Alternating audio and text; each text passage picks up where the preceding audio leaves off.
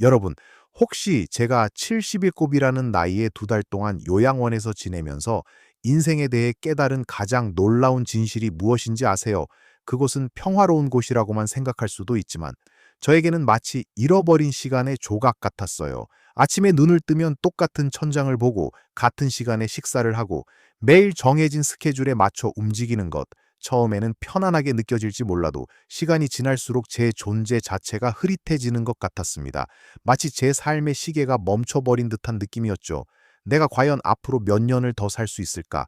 이대로라면 내 남은 삶은 요양원의 한 침대에서 끝나버릴지도 모른다는 생각에 가슴이 아려왔어요. 하지만 저는 그곳에서 정말 중요한 것을 배웠습니다. 겉으로는 보이지 않지만 우리 각자의 삶에 얼마나 소중한 비밀들이 숨겨져 있는지를요. 이 2달의 시간은 저에게 나이가 들어감에 따라 우리가 잃지 말아야 할 것들이 무엇인지, 그리고 어떻게 하면 우리의 소중한 독립심과 활력을 지켜나갈 수 있는지에 대한 깊은 깨달음을 주었습니다.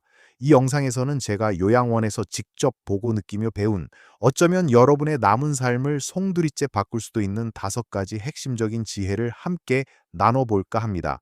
제가 겪었던 그 시간 속에서 여러분이 미처 생각하지 못했던 놀라운 진실을 발견하게 될 테니 꼭 끝까지 함께 해주세요. 제가 요양원에서 가장 먼저 피부로 느꼈던 것은 바로 움직임의 힘이었습니다. 젊어서는 그저 당연하게 여겼던 것고, 일어서고 앉는 모든 동작이 그곳에서는 사치가 되더군요. 많은 어르신들이 침대에 누워있거나 휠체어에 의지해 생활하셨습니다. 처음에는 아이고 힘드셨겠네 하고 생각했지만 시간이 지날수록 깨달았습니다. 그분들의 불편함이 단순히 나이 탓만이 아니라는 것을요. 움직이지 않으면 움직이지 못하게 된다는 냉혹한 진실을 눈앞에서 보게 된 거죠. 저는 그곳에 입소했을 때만 해도 혼자서 걷는 데는 큰 불편함이 없었습니다. 하지만 요양원의 생활은 모든 것이 정해져 있었고 저 혼자 마음대로 나갈 수 있는 곳도 없었습니다. 자연히 활동량이 줄어들었죠. 아침에 일어나서 식당까지 걷는 것, 잠시 복도를 왔다 갔다 하는 것 외에는 대부분의 시간을 앉아서 보내거나 침대에 누워 있었습니다. 며칠이 지나지 않아 제 다리가 쑤시고 허리에 힘이 없다는 것을 느꼈습니다. 아, 이렇게 가다가는 나도 저분들처럼 될 수도 있겠구나라는 섬뜩한 생각이 들더군요. 그래서 저는 작은 노력이라도 하기 시작했습니다.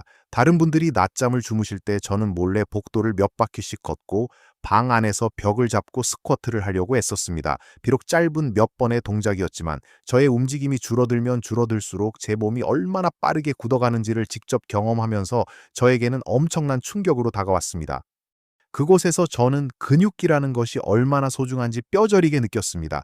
요양원에 계신 많은 분들이 근육량이 현저히 부족해서 발생하는 문제들을 안고 계셨어요. 식사 때 숟가락을 드는 힘조차 부족해서 힘들어 하시는 분들도 계셨고, 작은 낙상에도 크게 다치는 경우가 비일비재했습니다. 우리 몸의 근육은 그저 움직이는 도구가 아니라 우리 몸을 지탱하고 보호하는 가장 중요한 방패라는 것을 깨달았습니다. 나이가 들면서 근육이 자연스럽게 줄어드는 것은 막을 수 없지만 그렇다고 아무것도 하지 않으면 그 속도는 훨씬 빨라진다는 것을요. 저는 퇴원하면 당장이라도 작은 아령을 사서 들고 집 주변 산책로를 매일 걸어야겠다고 다짐했습니다. 그저 걷는 것만으로도 허벅지 근육을 유지하는 데 큰 도움이 된다는 것을 알았으니까요.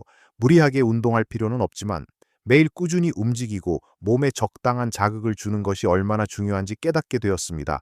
앉아있는 시간을 줄이고 집 안에서도 스트레칭을 자주 하는 것, 그리고 가능하다면 계단을 이용하는 작은 습관들이 모여 우리의 근육을 지키는 데 큰 힘이 된다는 것을 저는 그곳에서 배웠습니다.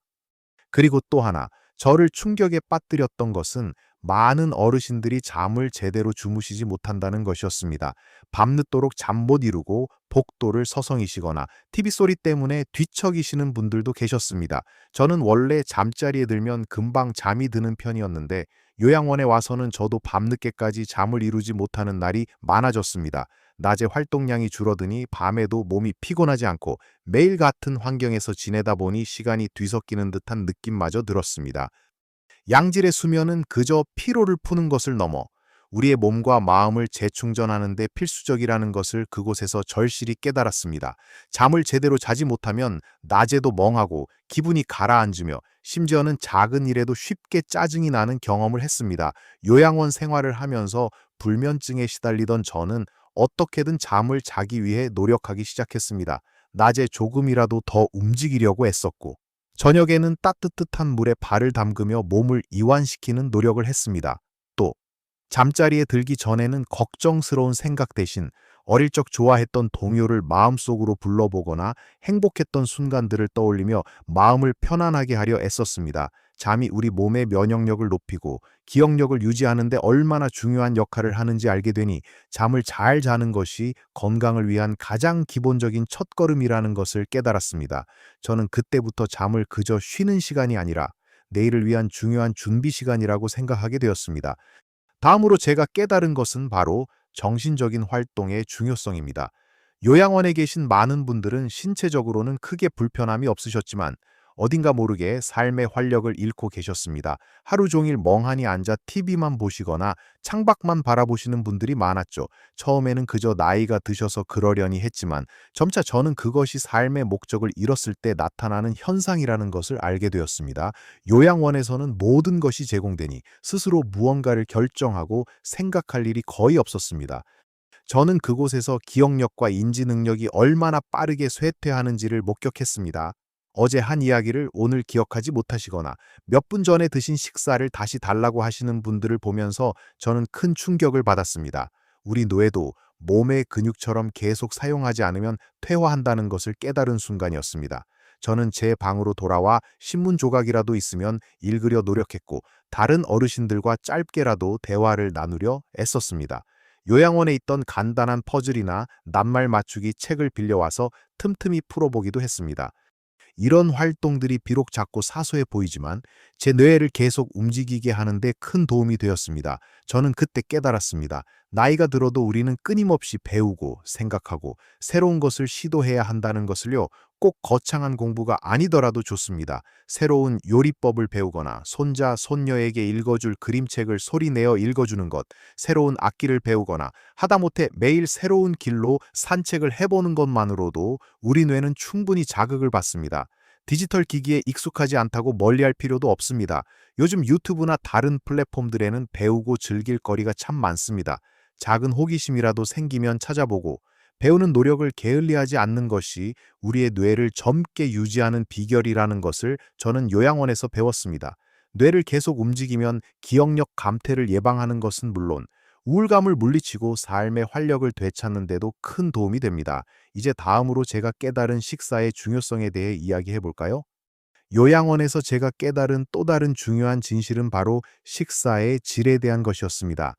그곳에서는 정해진 시간에 식사가 나왔고 영양사 선생님이 짜주신 균형 잡힌 식단이 제공되었습니다. 하지만 저는 문득 이런 생각이 들었습니다. 이것은 그저 몸을 유지하기 위한 식사일 뿐, 내 몸에 활력을 불어넣는 식사는 아니구나. 많은 어르신들이 식사에 큰 흥미를 느끼지 못하시고 그저 의무감으로 드시는 모습을 보았습니다.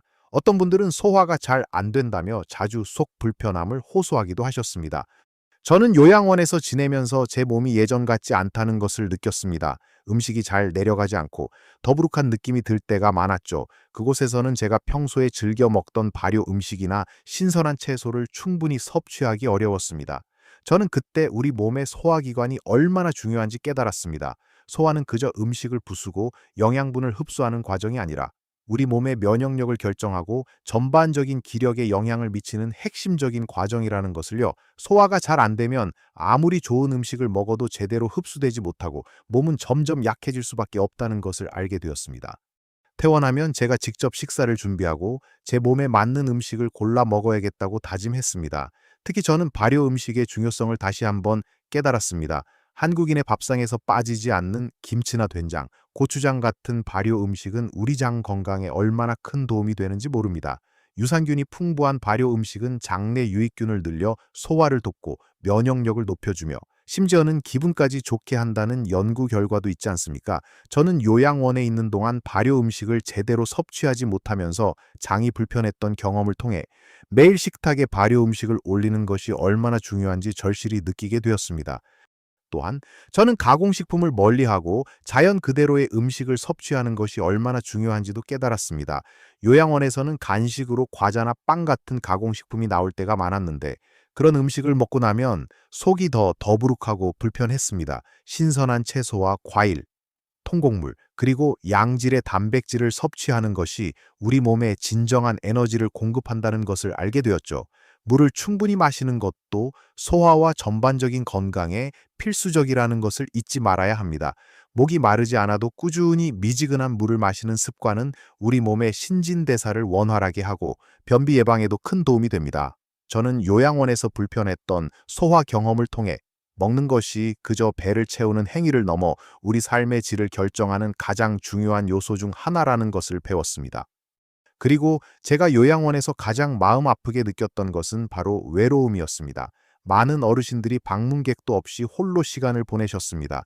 대화할 상대도 없이 그저 멍하니 앉아 계시는 모습을 볼 때마다 제 마음이 너무나 아팠습니다. 저도 처음에는 낯선 환경에 적응하느라 말수가 적어졌지만 시간이 지날수록 사람들과의 교류가 얼마나 중요한지 깨달았습니다. 말벗이 없으면 시들어가는 식물처럼 우리의 마음도 시들어간다는 것을요. 요양원에서는 간호사나 요양보호사 선생님들이 계셨지만 그분들은 바쁘셔서 모든 어르신과 깊은 대화를 나누기는 어려웠습니다. 저는 그때부터 용기를 내어 옆방 어르신이나 식사 시간에 옆자리에 앉은 분께 먼저 말을 걸기 시작했습니다. 처음에는 어색했지만 조금씩 이야기를 나누다 보니 서로의 살아온 이야기에 공감하고 작은 농담에도 함께 웃는 시간이 늘어났습니다. 비록 짧은 대화였지만 그 시간들이 저에게 큰 위로와 활력을 주었습니다. 저는 요양원에 있는 동안 깨달았습니다. 나이가 들수록 친구나 가족과의 유대감이 얼마나 소중한지를요, 젊었을 때는 바쁘다는 핑계로 소홀했던 관계들이 얼마나 큰 힘이 되는지 그때 알게 된 거죠. 이런 사회적 연결은 단순히 외로움을 덜어주는 것을 넘어 우리의 정신 건강과 육체 건강에도 직접적인 영향을 미친다는 것을 저는 요양원에서 배웠습니다. 사람들과 교류하며 이야기를 나누는 것은 뇌 활동을 자극하고 우울감을 예방하는 데 큰 도움이 됩니다. 함께 웃고 슬퍼하는 과정을 통해 우리는 삶의 의미를 찾고 정서적인 지지를 받습니다. 퇴원하면 저는 더 적극적으로 사람들을 만나고 동네 경로당이나 노인복지관에 나가 새로운 사람들을 만나는 노력을 해야겠다고 다짐했습니다. 하다못해 매일 아침 동네 마트에 들러 주인과 인사를 나누고 짧게라도 대화를 나누는 것, 오랜 친구에게 안부 전화를 걸어 목소리를 듣는 것, 손자 손녀에게 영상 통화를 거는 작은 행동들이 모두 소중한 사회적 연결망을 지키는 일이라는 것을 저는 그곳에서 깨달았습니다. 마지막으로 제가 요양원에서 가장 깊이 깨달은 것은 바로 나 자신을 위한 선택의 중요성이었습니다. 요양원 생활은 모든 것이 정해져 있었습니다. 아침에 일어나는 시간, 식사 시간, TV를 보는 시간, 심지어는 제가 먹고 싶은 간식마저도 마음대로 선택하기 어려웠습니다. 처음에는 편리하다고 생각했지만 점차 저는 제 삶의 주도권을 잃어가는 느낌을 받았습니다. 작은 선택조차 할 수 없다는 것이 사람을 얼마나 무력하게 만드는지 그때서야 알게 되었습니다. 제가 아침에 무엇을 입을지, 점심으로 어떤 반찬을 먹을지, 오후에 어떤 활동을 할지 등 사소한 것들조차 스스로 결정할 수 없다는 사실은 저에게 큰 상실감으로 다가왔습니다. 저는 그때 생각했습니다. 내 삶은 아직 내가 결정해야 할 것들이 많은데 왜 나는 이곳에서 이 모든 것을 남에게 맡기고 있는가? 요양원에 계신 많은 분들은 이미 모든 것을 체념하고 계신 듯 보였습니다. 스스로 결정할 수 있는 것이 거의 없으니 그저 주어지는 대로 따르는 삶에 익숙해지신 거죠. 저는 그곳에서 작은 행동 하나라도 스스로 결정하려는 노력을 했습니다. 예를 들어 아침에 어떤 옷을 입을지 제가 직접 고르고 식사 시간에 제가 먹고 싶은 반찬을 먼저 집어드는 식으로요. 비록 작은 선택이었지만 그런 행동들이 저에게 아직 내 삶은 내가 주도하고 있구나라는 느낌을 주었습니다. 저는 퇴원하면 제가 하고 싶은 일을 망설이지 않고 시도하기로 마음먹었습니다. 배우고 싶었던 그림 그리기, 가보고 싶었던 여행, 만나고 싶었던 사람들, 젊었을 때 미처 하지 못했던 일들을 지금이라도 시작해야겠다고 다짐했습니다. 우리에게 남은 시간은 결코 길지 않습니다. 나이가 들수록 우리는 종종 이제 와서 뭘 해? 라는 생각에 사로잡히곤 합니다. 하지만 요양원에서 저는 그런 생각이 얼마나 위험한지를 깨달았습니다. 스스로의 삶을 포기하고 모든 것을 남에게 맡기는 순간 우리는 진정한 자신을 잃어버리는 것입니다. 어떤 것이든 좋습니다. 오늘 저녁으로 무엇을 먹을지 스스로 결정하는 것부터 시작해서 어떤 드라마를 볼지, 어떤 책을 읽을지, 누구와 통화를 할지 등 사소한 선택이라도 스스로의 의지로 하는 것이 중요합니다. 자신의 의견을 표현하고 자신의 목소리를 내는 것을 두려워하지 마세요. 그것이 바로 우리가 삶의 주인이 되는 길입니다. 이 5가지 깨달음, 즉 꾸준한 움직임으로 근육을 지키는 것, 양질의 수면으로 몸과 마음을 재충전하는 것, 뇌를 끊임없이 자극하여 활력을 유지하는 것, 소화력을 높이는 건강한 식사를 하는 것, 그리고 마지막으로 사람들과 끊임없이 교류하며 나 자신을 위한 선택을 주저하지 않는 것. 이 모든 것이 제가 요양원에서 2달간의 시간을 통해 배운 가장 소중한 인생의 지혜들입니다. 여러분, 이 깨달음들이 비록 제 경험에서 우러나온 것이지만 저는 이것들이 여러분의 삶에도 분명히 도움이 될 것이라고 믿습니다. 거창하게 모든 것을 바꿀 필요는 없습니다. 오늘부터 단 한 가지라도 좋으니 제가 말씀드린 것들 중에서 여러분의 삶에 적용할 수 있는 작은 변화를 시도해 보세요.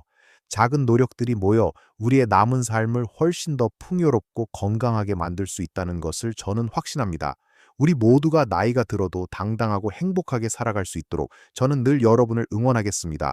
오늘 제가 나눈 이야기에 대해 어떻게 생각하시는지 댓글로 여러분의 생각이나 경험을 나눠주세요. 그리고 이 영상이 마음에 드셨다면 좋아요 버튼을 눌러주시고 앞으로도 더 유익한 영상들을 놓치지 않으려면 구독 버튼도 꼭 눌러주세요. 여러분 모두 매일매일이 최고의 삶이 되기를 진심으로 바랍니다.